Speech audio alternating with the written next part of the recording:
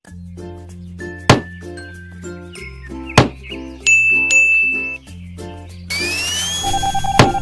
too slow!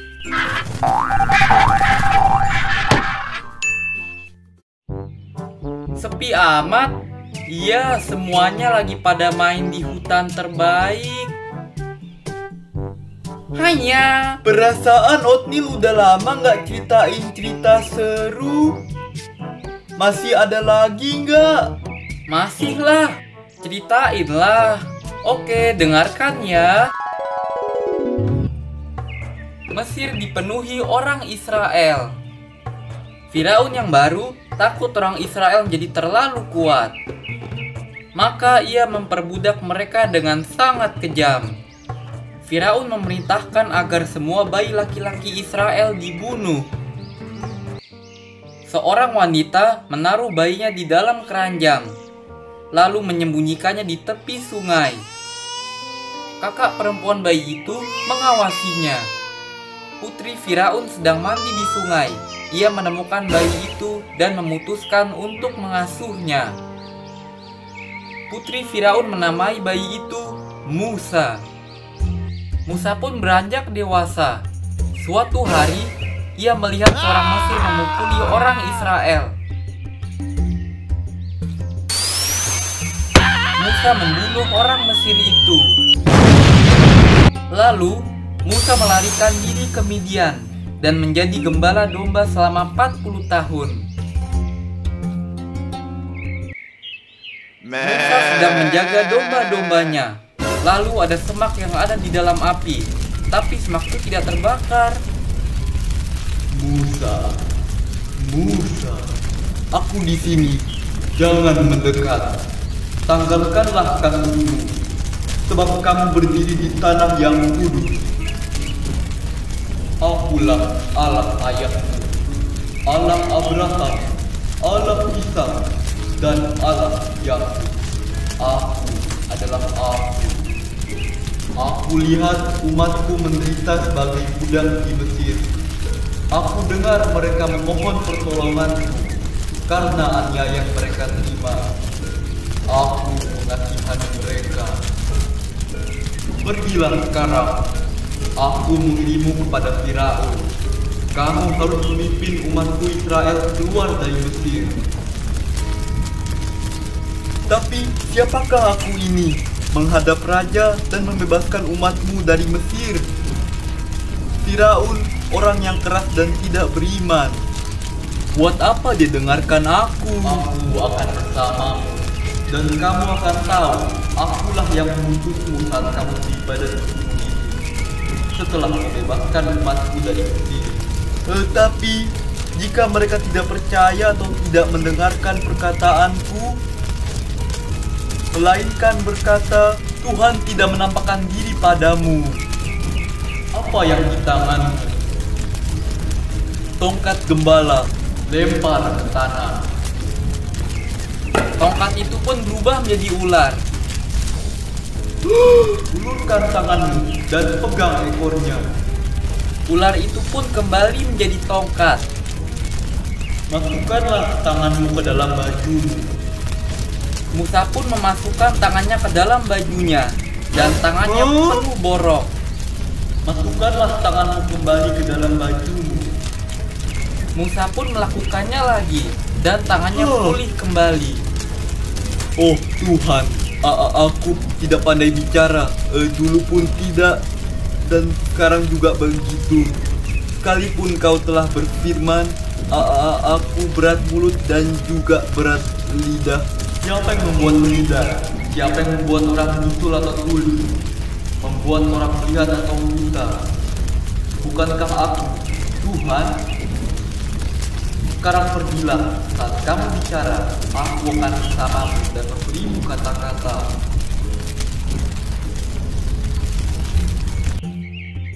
Keesokan harinya, Musa, Harun kakakku, senang bisa melihatmu lagi, Kak. Hal luar biasa terjadi. Tuhan bicara padaku. Ia menyuruhku menemuimu. Tuhan menyuruhku pergi ke Mesir untuk bebaskan umatnya. Aku khawatir aku tidak sanggup untuk melakukan perintahnya. Di Mesir, Oh yang termulia dan terhormat Firaun, dua gembala minta menghadap. Mereka mengaku mewakili para budak Yahudi. Haruskah hamba mengusirnya? Jangan, ini hiburan. Suruh mereka masuk. Yang mulia dan agung Firaun, yang jelas. Oh yang mulia Firaun, beginilah firman Tuhan Allah Israel. Biarkan umatku pergi mengadakan perayaan bagiku di padang gurun. Siapakah Tuhan yang harus ku dengar firman-Nya? Aku tidak kenal Tuhan, dan takkan ku biarkan Israel pergi. Usir mereka dari hadapanku, biar mereka bisa bikin perayaan. Oh gembala, Firaun berharap kalian menyampaikan pesan ke bangsamu. Karena kelancanganmu, sekarang beban kerja mereka telah ditambah lagi. Nikmatilah.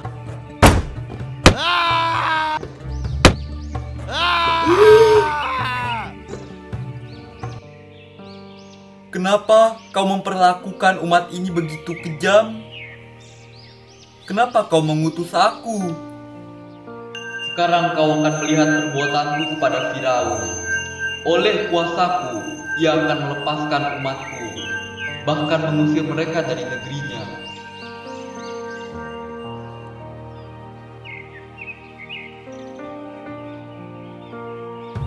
Keesokan harinya, Sekali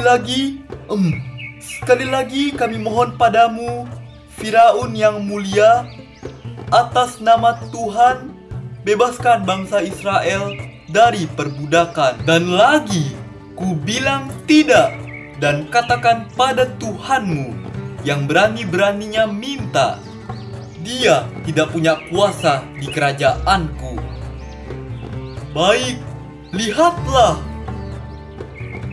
tongkat itu pun berubah menjadi ular. Hah? Penyihir? Tongkat penyihir itu pun juga bisa berubah menjadi ular. Hahaha, penyihirku juga bisa buat seperti yang Tuhanmu buat. Ular dari tongkat Harun pun menyerang ular dari tongkat penyihir. Hah? Keluar! Bilang pada bangsamu, aku takkan pernah lepaskan mereka. Firaun, Tuhan Allah orang Yahudi mengutusku untuk berkata kepadamu, lepaskan umatku supaya mereka menyembahku di padang gurun. Ku peringatkan kau Musa, jangan cobai kesabaranku, atau kau dan keculuk Yahudimu akan tanggung akibatnya. Maka biarlah air menjadi darah.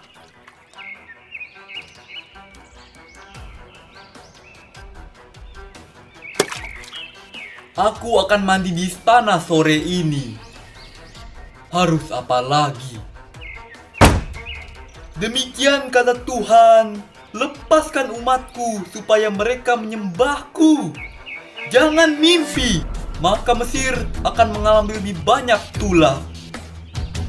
Lalu datanglah tulah di Mesir, yaitu katak, lalat, penyakit sampar, bisul, hujan es, belalang.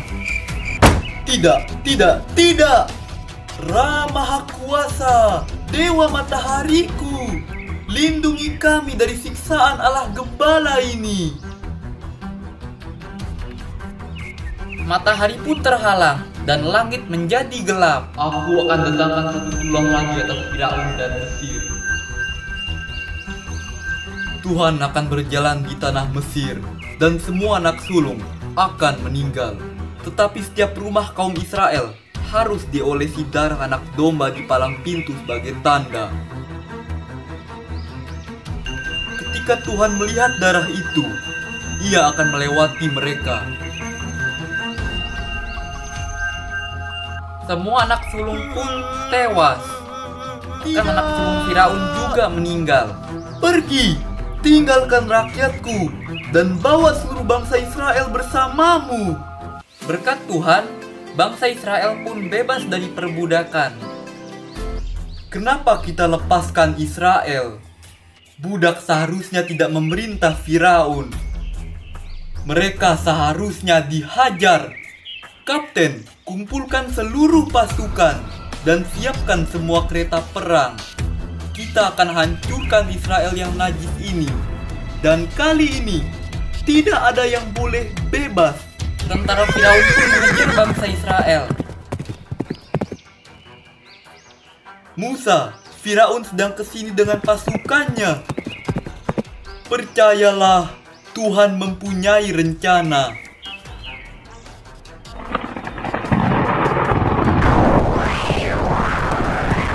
Apa yang terjadi? Tetap maju, mereka terjebak di Laut Merah. Musa, kenapa kau berseru kepadaku? Katakan kepada mereka supaya berangkat. Angkat tongkatmu dan ulurkan tanganmu di atas laut. Lalu belahlah airnya.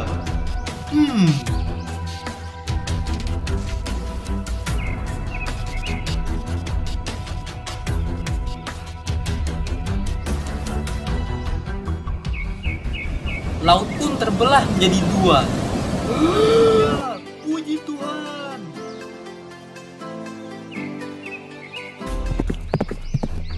Perbuatan dewa apa lagi? Apa yang kalian tunggu? Kejar mereka. Jangan biarkan seorang Israelku lepas. Itu tentara Firaun. Laut pun tertutup kembali. Dan tentara Firaun pun tenggelam. Akhirnya, bangsa Israel hidup dengan damai. Jadi begitulah ceritanya. Itu adalah kisah Alkitab terseru yang pernah ada. Setuju? Setuju. Ada cerita seru lagi nggak? Dah, saya mau istirahat dulu.